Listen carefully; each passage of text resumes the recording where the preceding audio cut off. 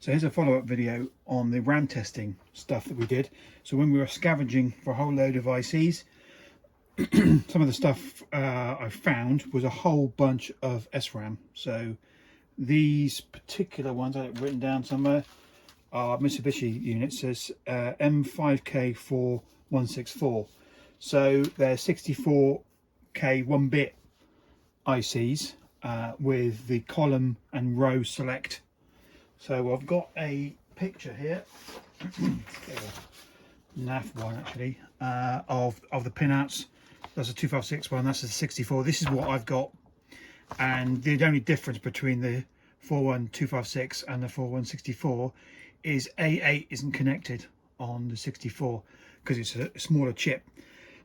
So this has been wired in to an Arduino Nano, and I had fun and games getting the right pinouts because I adapted some sketches and Arduino sketches, and all of the nomenclature for that was different.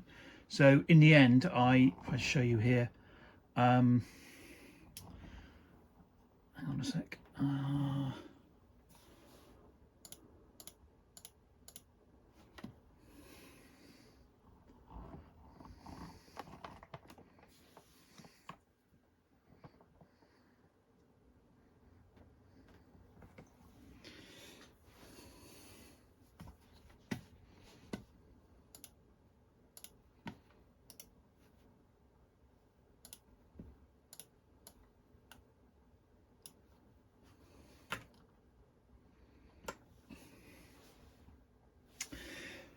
So this is a follow-up video to the IC scavenging.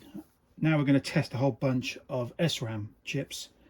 These are actually 4164 devices, and I've got a IC representation of them there. So there's the 41256, which is connected on A8, but the 4164 is not connected on pin 1. A8 is not presented.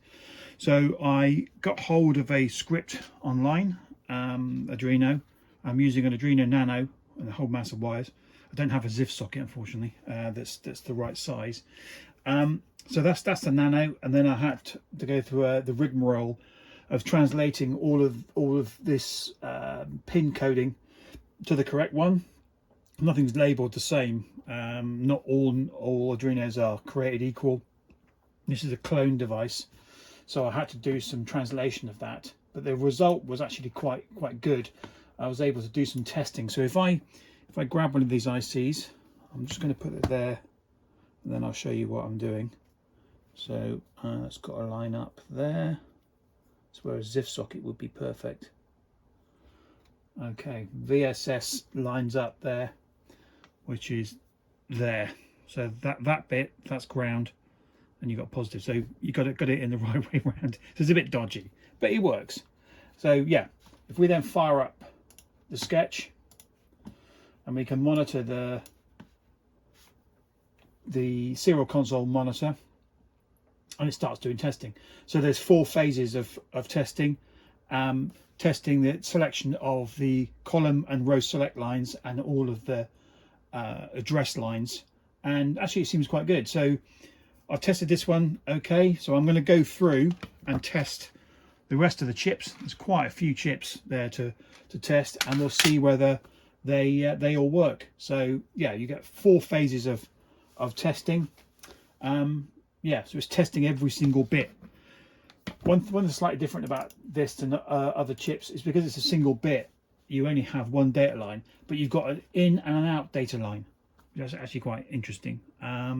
So it's good for multiplexing and things like that. These actually appear in a lot of old 8-bit machines. They're quite common.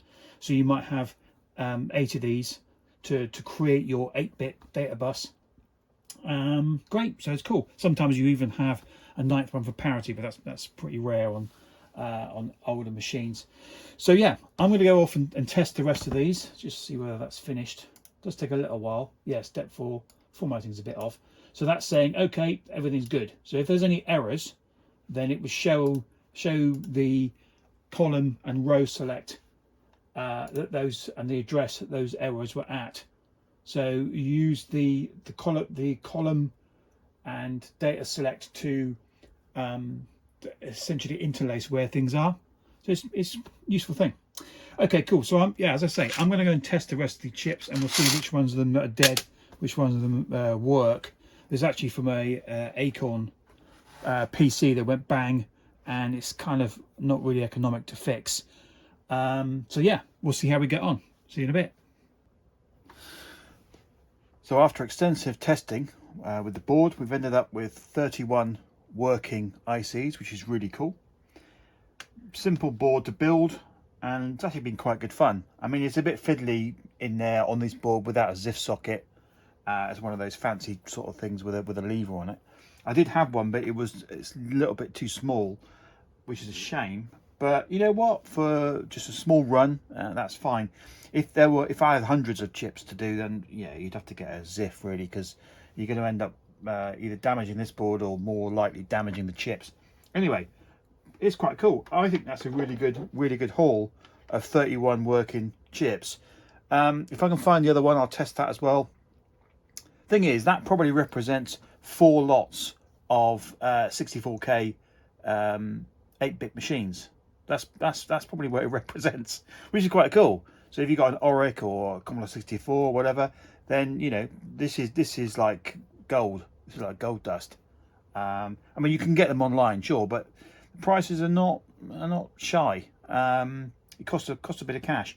If you've got them lying around on an old circuit board, job done. Nice one. I'll see you in another video. Cheers.